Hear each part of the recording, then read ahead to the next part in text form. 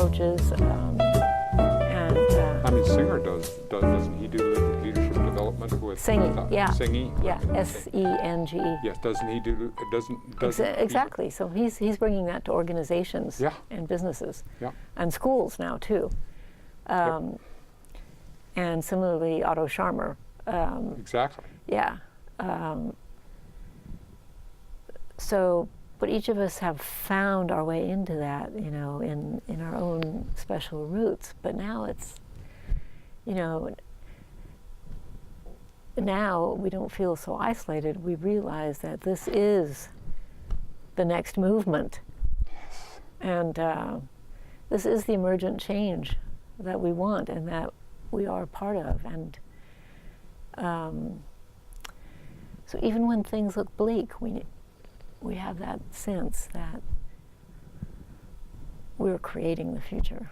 And what do the light that we bring, right? And welcome to a reasonably spontaneous conversation. I'm here with Patricia Wilson, my friend. And Patricia you are a professor at the University of Texas in architecture and sustainable, and you have written a new book, The Heart of Community Engagement. And I tell you, Patricia, I keep reading it, and then I'll reread the chapter, and then I'll reread the chapter, and I'm absolutely captivated by this. So that's where we are, and I want to continue talking about this process of the evolution of your consciousness and what we're doing. We can impact the world at so much of a greater degree than we ever realized that was possible, is what I'm... Well, and part of the stories in that book are the stories of my own evolution of consciousness, as well as the stories of these wonderful people that I've followed and learned from as they reflect on themselves and their purpose in engaging communities for social change. And Yes. and I had my quest there for finding the perfect program for social change, or the perfect set of services for social change. And you know, the more I kept looking at different possibilities, the more I realized, hey, there's three fingers pointing back at me. And the more I got to know the people whose stories I include in this book, the more I realized they knew it was an inside job. They knew that their presence was a major influence on their ability to foster positive change. And their learning process then became my learning process, and I just felt the absolute need to share their stories in this book, because the underlying messages are valuable for all of us, invaluable. We cannot let them go, and now is the time for them to be heard.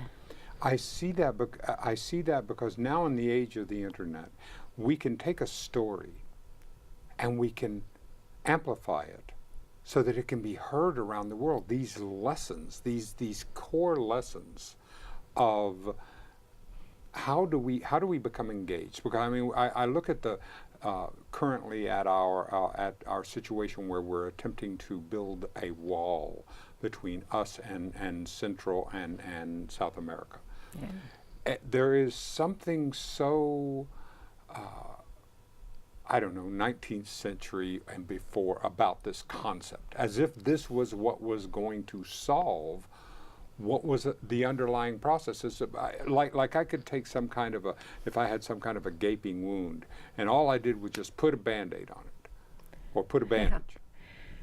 Yeah, building a wall around a problem is not the way to address it, because everything is interconnected. And so when we make an intervention that doesn't recognize the repercussions and doesn't see the whole system as a whole that's involved, we can make some really bad mistakes. The good side of that is we can learn from those mistakes. Exactly. Yeah. There is something about, and I think about this as what an opportunity this is to make investment in learning what we can learn from the situations that are there, from Venezuela, from Peru and Brazil, and all the. There's something very emergent there. I'm not sure that the distance between where the problem is and where we're beginning to see the solution is as large as we might think it would be from a very affluent position. Well, and actually, we've been learning the complexity of cause and effect over the last few decades as we've become aware of the environmental consequences of our decisions. And now, when things get polarized more than usual, we are going to get some very quick lessons. Exactly. And yet, at the same time, there is a consciousness that is more than emergent. It's really growing. It's out there that problems cannot be treated in a simplistic cause-effect kind of way, and that connection is something that is not just a cognitive understanding, that we're really getting to see that it's not just taking the cognitive knowing deeper, it is some other kind of knowing that is opening the door to address these complex issues. And that other kind of knowing has many different terms. Some call it spiritual awareness. Some call it presencing.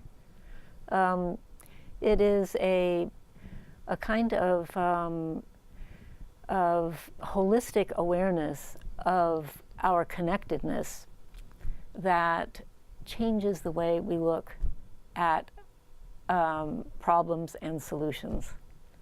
And you have actually, that's what I love about the science behind your book, is that you have really gone into the science. There is nothing airy-fairy about your book. You are a scientist, and you have studied this, and you have taken, and you have gone in, and you've worked about it, and that it takes my breath away. At the depth of the science that you have had to, that you have gone into to create this piece. Yeah, and science itself is changing its meaning. It used to be very empirical, data-driven, which is wonderful, but misses a lot of connections.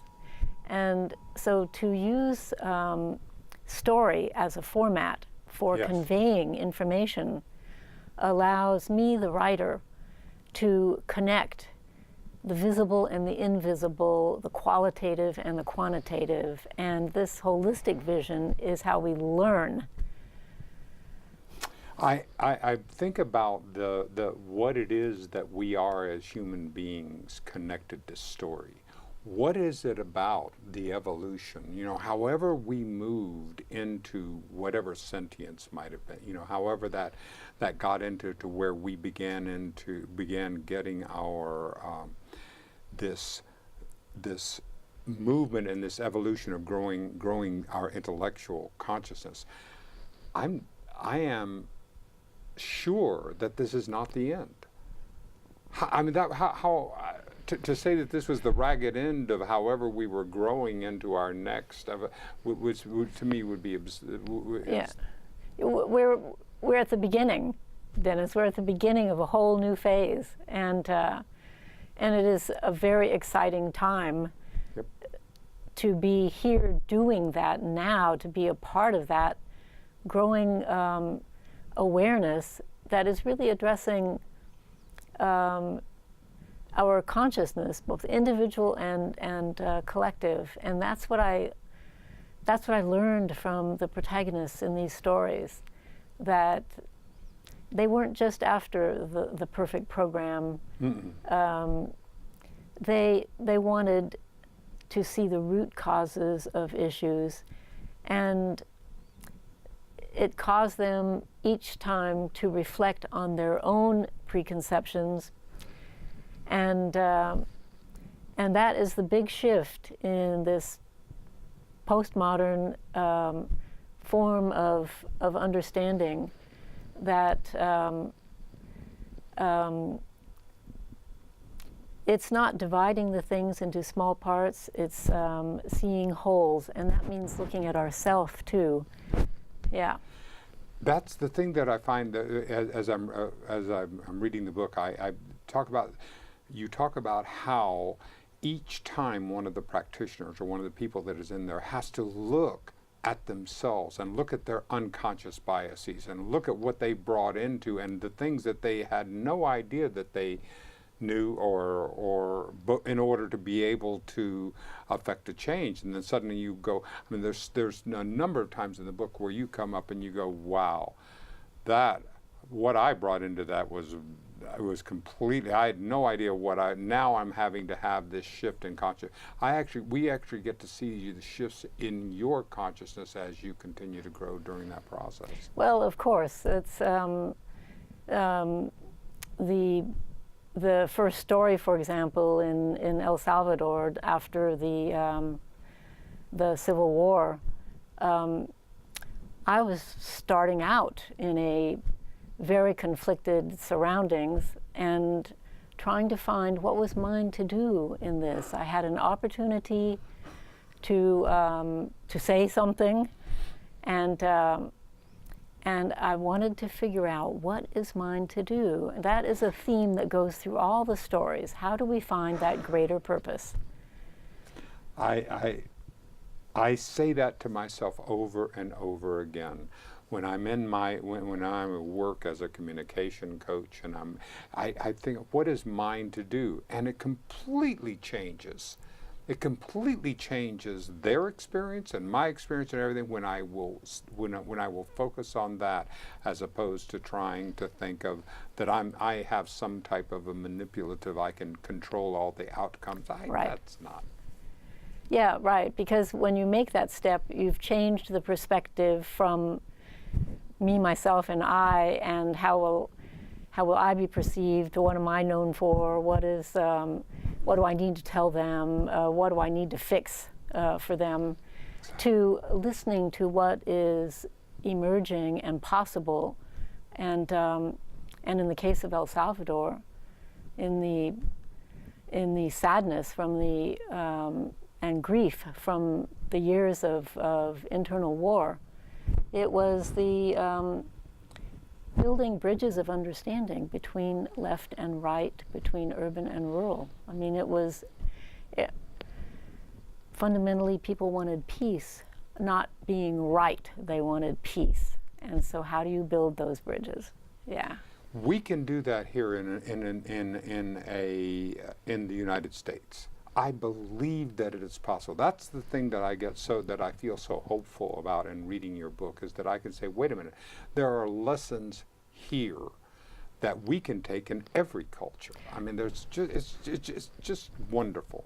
Well, if you consider that that Nancy Dominguez in the middle of the Cauca Valley in Colombia during the drug wars, the cartel wars, yes, and the guerrilla armies, was able to find a way of creating possibility among the campesinos, the rural farmers, who considered their future totally bleak.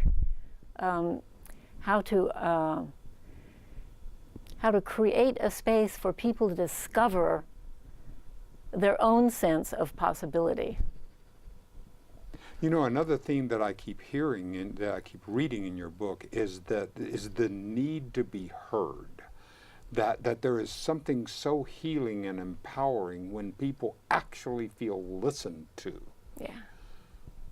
And that I see is very much in our culture today, that we feel like we're being shouted at as opposed to listened to. Right. It's those basic communication skills.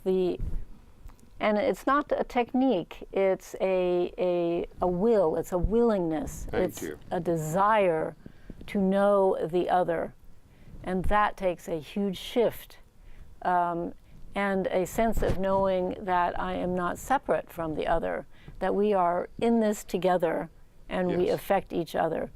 That is a shift in consciousness that is key to the listening, to the dialogue, and there's one other very big key that goes with that, and that is the heart. And that is the sense of caring. And in story after story, there was always somebody in the community who learned to care about the well-being of others in the community. And that was a transformational moment for people when they got to that. And it's a transformational moment for each of us when we care. Exactly. And it stuns me to know, and what's your sense of that it feels like that when the internet happened, is that it was an artificial way of, like with crutches, of showing us how we are all, our consciousnesses are connected. And it seems like because now you can get a story from El Salvador, from that, you can get a story there to the world so much faster and so much quicker that we've actually let something loose, something very powerful that we can do. And like anything, we have to deal with it, because it's not, it's like electricity can kill or power the lights.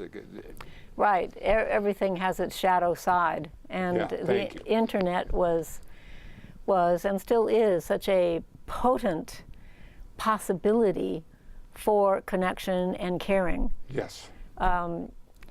It's our own consciousness that determines how we use it. So the challenge is ours to use the technology and the connectedness, the electronic connectedness that we have, for the heart connectedness as well, and to bring visibility to the efforts going on around the world that are focused on this, to know that we're not alone, that all of these wonderful innovations are happening around the world towards a similar end of caring and connectedness, of livability within the means of our planet, of caring for the planet as well as each other. And so there are so many signs now of efforts to connect up these initiatives around the world so we can really feel that global connection, that there is light there making change, and we can be a part of that. We are a part of that. That's what makes me so hopeful. Now, I admit I'm wired optimistic. I do. I wake up in the morning at a place this is my set point in different. However, I look into the faces of these children. Yeah. As I walk, I go into a store and I look at the faces that they're sitting in and I go, yeah, there is something so wonderful that we have let loose. Their senses of what is possible, their ideas, that they're being exposed. You look at television today, Patricia, and every single commercial is set in this beautiful art, because the framing of it and the color choices and all, people are being exposed to levels of art, and they're being exposed to faces, so that we're learning to grow and to experience. There's just so much. Well, and this is a type of learning that really transcends the scientific revolution, because it is an experiential learning. Yes. It is a non-cognitive learning. The art and the awareness of relationship and appreciation are fundamental to our global survival and thrival. Yes. And technology again makes that possible to enhance. Do you feel that, because we're hearing and the studies that are saying is that we're at the precipice of our planet on whether or not we can actually survive, or whatever that, however that's going to come about. And I've always been, again, as an optimist, because science will come to the rescue and we'll figure out some way past this, and I don't know. Anyhow, so what's your sense of this? What's your sense of where we are and how we can go forward? Can you give me some perspective from you as a sustainable scientist? Yeah. It's easy for the doom and gloom to create more stories, to create more doom and gloom and a sense of pessimism. And that can get expressed as negativity.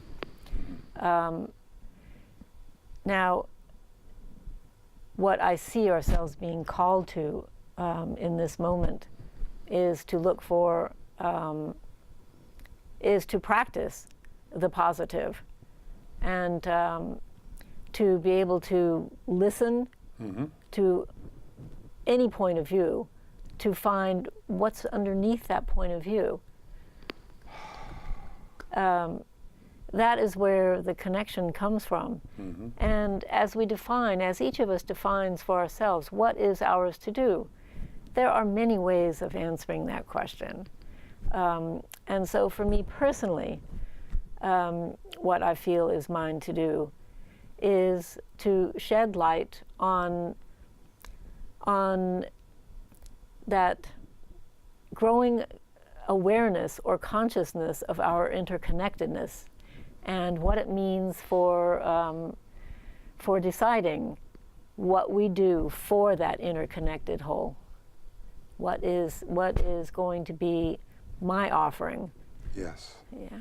And you see that every day. Now, in taking the book, so now you completed this book, what did you learn about yourself in writing this book and putting it together? Because what I feel very strongly is that it's already taking on a life of its own. That you sit there and go, wow, that. Yeah. Can you talk a little about that, please, about the heart of community engagement?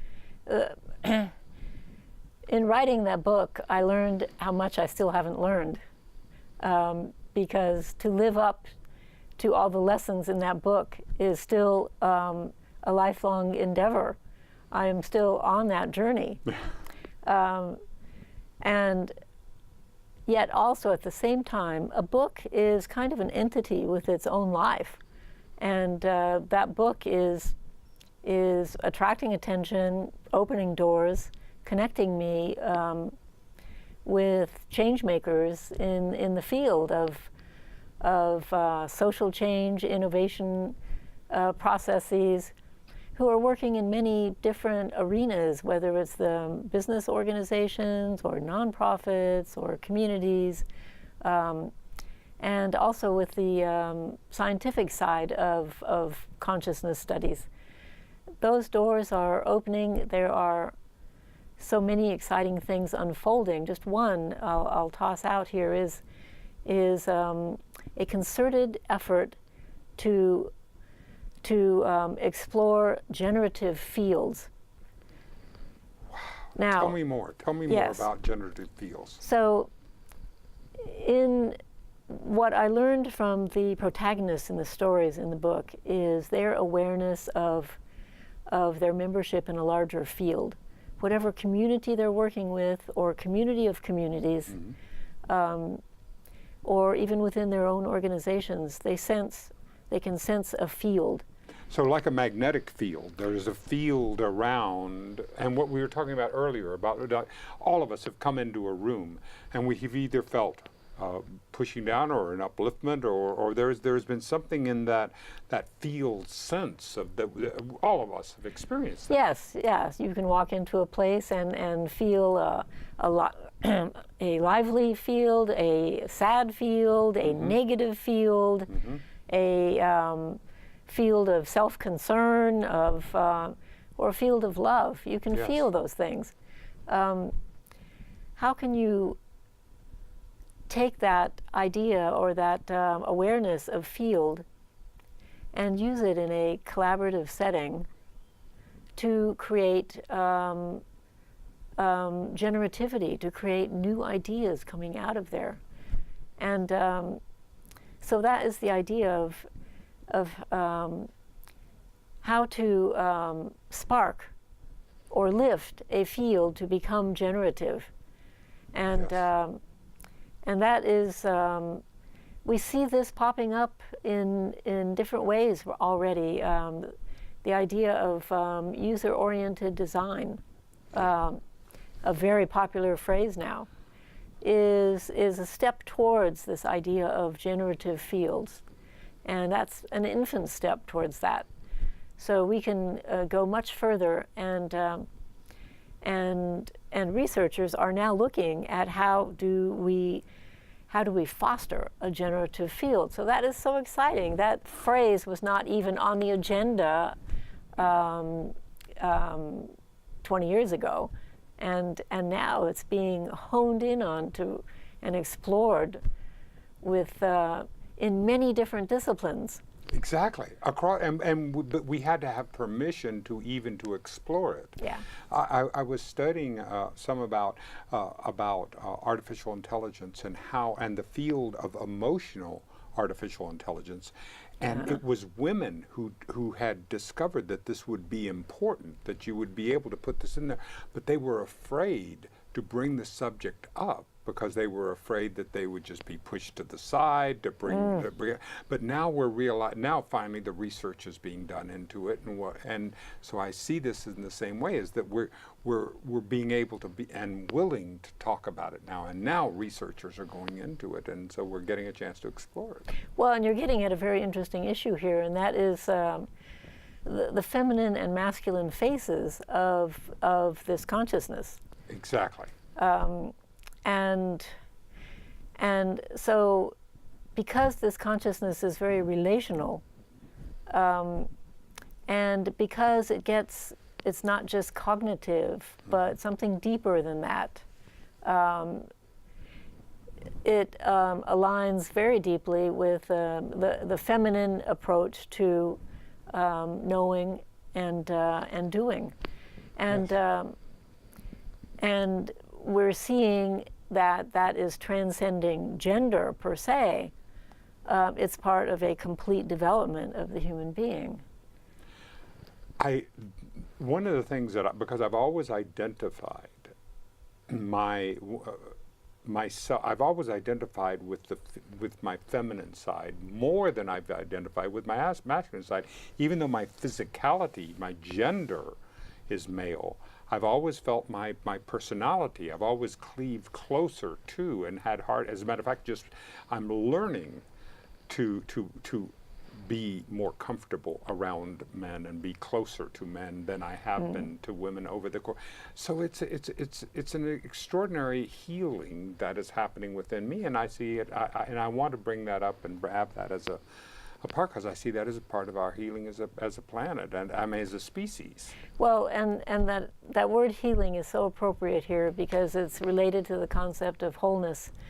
And wherever there is a divide, whether it's the feminine, masculine, or whether it's the difference between doing and being, whatever that divide is that separates us, that is where we need to work. And I would say one of the main messages from the protagonists in my stories is the need to overcome the divide between doing and being. Because without the being, the doing becomes ineffective.